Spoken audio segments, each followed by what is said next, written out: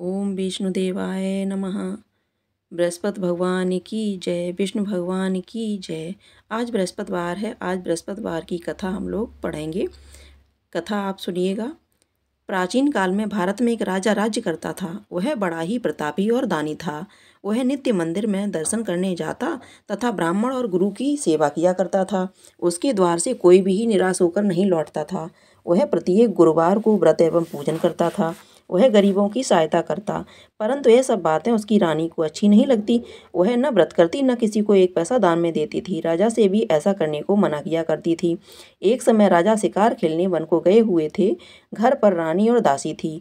उस समय गुरु बृहस्पति देव एक साधु का रूप धारण कर राजा के दरवाजे पर भिक्षा मांगने गए तथा भिक्षा मांगी तो रानी कहने लगी, हे साधु महाराज, मैं इस दान और पुण्य से तंग आ गई हूँ।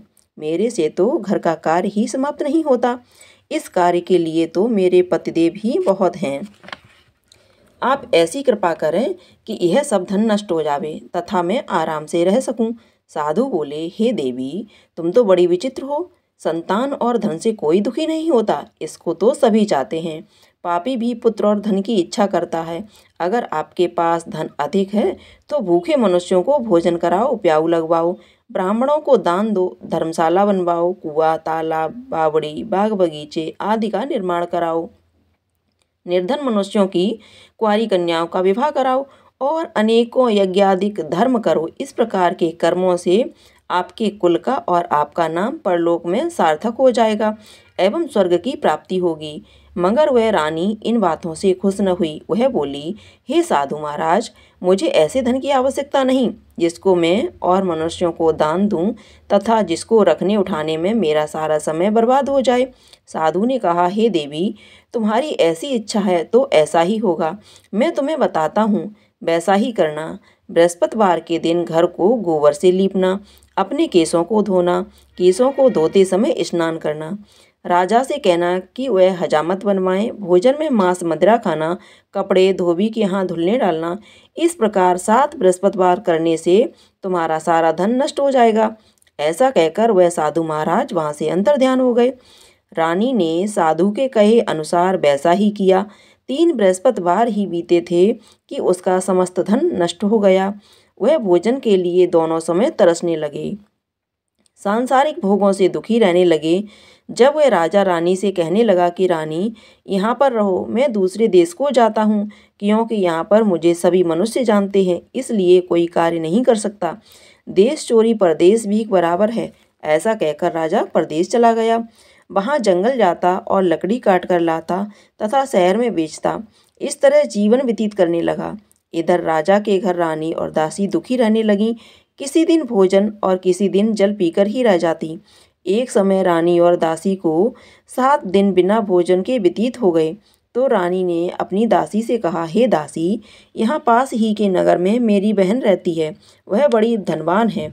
तो उसके पास जा और वहाँ से 5 सेर बेजर मांग ला, जिससे कुछ समय के लिए गुजर हो जाएगी। इस प्रकार रानी की आज्ञा मानकर दासी उसकी बहन के पास गई। रानी की बहन उस समय पूजन कर रही थी, क्योंकि उस रोज बृहस्पतिवार था। जब दासी ने रानी की बहन को देखा और उससे बोली, हे रानी, मुझे तुम्हारी बहन ने भेजा है, मेरे लिए 5 सेर बेजर दे दो। इस प्रकार दासी ने अनेक बार कहा, परंतु रानी की बहन ने कुछ उत्तर नहीं दिया, क्योंकि वह उस समय बृहस्पतिवार की व्रत कथा सुन रही थी। इस प्रकार जब दासी को किसी प्रकार का उत्तर नहीं मिला तो वह बहुत दुखी हुई एवं क्रोध भी आया, परंतु वह बिना कुछ कहे लौटकर अपनी रानी के पास आकर बोली, हे रानी, तुम्हारी बहन तो बहुत घमंडी है। वह छोटे लोगों से बात भी नहीं करती, इसलिए उसने मेरी बात का कोई उत्तर नहीं दिया। मैं वापस चली आई। रानी बोली, हे दासी, इसमें उसका कोई दोष नहीं। जब बुरे दिन आते हैं तब कोई सहारा नहीं देता। अच्छे बुरे का पता आपत्ति काल में ही लगता है। अब जो ईश्वर की इच्छा होगी वही होगा। यह सब हमारे भाग्य का दोष है। इधर उस रानी ने देखा कि मेरी बहन की दासी आई थी, परंतु मैं उससे नहीं बोली, इससे वह बहुत दुखी हुई होगी। यह सोच कथा को सुन और विष्णु भगवान का पूजन समाप्त कर वह रानी बहन के घर गई और अपनी बहन से कहने लगी कि हे बहन, मैं बृहस्पतिवार का व्रत कर रही थी, तुम्हारी दासी गई तब कथा हो रही थी, परंतु जब तक कथा होती है तब तक न उठते हैं न बोलते हैं, इसलिए मैं नहीं बोली। कहो दासी क्यों गई थी? रानी बोली, बहन हमारे यहाँ अनाज नहीं था, वैसे तुमसे कोई बात छिपी नहीं है, इस कारण मैंने दासी को तुम्हारे पास 5 सेर बेजर लेने के लिए भेजा था। रानी बोली, बहन बृहस्पति भगवान सभी मनोकामना पूर्ण करते हैं, देखो शायद तुम्हारे घर में अनाज रखा हो। इस प्रकार का वचन जब रानी ने सुना तो वह घर के अंदर गई और वहां उसे एक घड़ा बेजर का भरा मिल गया। तब वह रानी और दासी बहुत खुशी हुई और दासी कहने लगी, हे रानी देखो, वैसे हमको जब अन्न नहीं मिलता तो हम रोज ही व्रत करते, अगर इनसे बृहस्पतिवार की व्रत की विधि और कथा पूछ ली जाए तो उसे हम भी क्या करेंगे। तब उस रानी ने अपनी बहन से पूछा कि हे बहन, बृहस्पतिवार के व्रत की कथा कैसे है तथा यह व्रत कैसे करना चाहिए। रानी की बहन ने कहा, बृहस्पतिवार के व्रत में चना की दाल मुनक्का से विष्णु भगवान का केले की जड़ में पूजन करें, दीपक जलाएं, पीला भोजन करें तथा कहानी सुनें, इससे बृहस्पति भगवान प्रसन्न होकर अन्न पुत्र धन देते हैं। इस प्रकार रानी और दासी दोनों ने निश्चय किया कि बृहस्पति भगवान का पूजन जरूर करेंगे।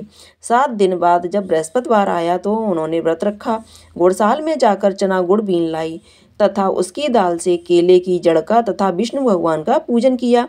अब पीला भोजन कहाँ से आए, बेचारी बड़ी दुखी, परंतु उन्होंने व्रत किया था, इस कारण गुरु भगवान प्रसन्न थे। 2 थालों में सुंदर पीला भोजन लेकर आए और दासी को देकर बोले, हे दासी तुम्हारे और रानी के लिए भोजन है, तुम दोनों कर लेना। दासी भोजन पाकर बड़ी प्रसन्न हुई और रानी से बोली, चलो रानी जी भोजन कर लें। रानी को इस विषय में कुछ पता नहीं था, इसलिए वह दासी से बोली, तू ही भोजन कर, क्योंकि तू हमारी व्यर्थ में हंसी उड़ाती है। दासी ने कहा, एक महात्मा हम दोनों को 2 थाली में भोजन दे गया है, इसलिए हम और तुम दोनों ही साथ साथ भोजन करेंगे। इस प्रकार रानी और दासी दोनों ने गुरु भगवान को नमस्कार कर भोजन आरंभ किया तथा अब वह प्रत्येक बृहस्पतिवार को गुरु भगवान का व्रत और विष्णु पूजन करने लगी। बृहस्पति भगवान की कृपा से फिर रानी और दासी के पास धन हो गया। रानी फिर उसी प्रकार आलस्य करने लगी। तब दासी बोली, रानी तुम पहले भी इस प्रकार आलस्य करती थी, तुम्हें धन रखने में कष्ट होता था, इस कारण सभी धन नष्ट हो गया। अब गुरु भगवान की कृपा से धन मिला है तो फिर तुम्हें आलस्य होता है। बड़ी मुसीबतों के बाद हमने यह धन पाया है, इसलिए हमें दान पुण्य करना चाहिए। आप भूखे मनुष्यों को भोजन कराओ, प्याऊ लगवाओ, ब्राह्मणों को दान दो, कुआं तालाब बावड़ी आदि का निर्माण कराओ, मंदिर पाठशाला बनवाकर दान दो, कुंवारी कन्याओं का विवाह कराओ, धन को शुभ कार्यों में खर्च करो, जिससे तुम्हारे कुल का यश बढ़े तथा तुम्हें स्वर्ग प्राप्त हो। तब रानी ने इसी प्रकार के कर्म करना प्रारंभ किया तो उनका यश फैलने लगा। एक दिन रानी और दासी विचार करने लगी, न जाने राजा किस प्रकार होंगे, उनकी कोई खोज खबर नहीं मिली। तब गुरु भगवान से उन्होंने प्रार्थना की। भगवान ने रात्रि में राजा को स्वप्न में कहा, हे राजा उठ, तेरी रानी तुझको याद कर रही है, अपने देश को जाओ। राजा प्रातःकाल उठा और विचार करने लगा कि स्त्री की जात खाने और पहनने की संगिनी होती है, परंतु भगवान की आज्ञा मानकर वह अपने नगर के लिए चलने को तैयार हुआ। इससे पूर्व जब राजा परदेश चला गया तो परदेश में दुखी रहने लगा। प्रतिदिन जंगल में से लकड़ी बीन कर लाता तथा उन्हें शहर में बेचकर अपने दुखी जीवन को बड़ी कठिनता से व्यतीत करता था। एक दिन राजा दुखी होकर अपनी पुरानी बातों को याद करके रोने लगा। तब उस जंगल में से बृहस्पति देव एक साधु का रूप धारण कर आए और राजा के पास आकर बोले, हे लकड़हारे, तुम इस सुनसान जंगल में किस चिंता में बैठे हो, मुझको बतलाओ। यह सुनकर राजा के नेत्रों में जल भर आया और साधु की वंदना कर बोला, हे प्रभु, आप सब कुछ जानने वाले हो। इतना कह साधु को अपनी संपूर्ण कहानी बतला दी।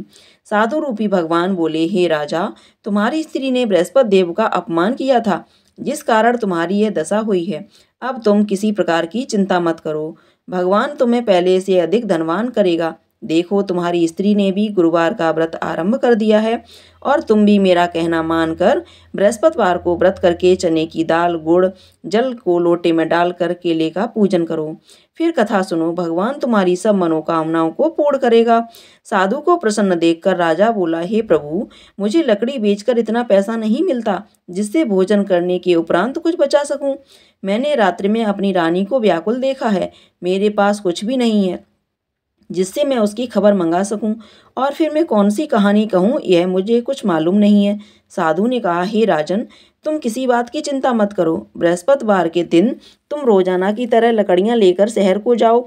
तुमको रोज से दुगना धन प्राप्त होगा, जिससे तुम भली भांति भोजन कर लोगे तथा बृहस्पति देव की पूजा का सामान भी आ जाएगा। बोलिए बृहस्पति देव भगवान की जय, बोलिए विष्णु भगवान की जय। आज हमने आपको ये कथा सुनाई है। बृहस्पति भगवान की जो एक कथा होती है, दो कथा दी जाती है, उनमें से पहली वाली कथा मैंने आपको सुनाई है। अब सुनेंगे विष्णु भगवान की आरती। दूसरी कथा अगर आप सुनना चाहते हैं तो अलग से वीडियो है दूसरा, उसमें जाके आप सुनिएगा। अभी हम यहाँ पे आरती सुनाते हैं, आरती कीजिएगा।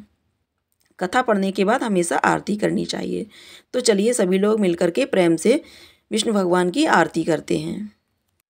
ओम जय बृहस्पति देवा स्वामी, जय बृहस्पति देवा।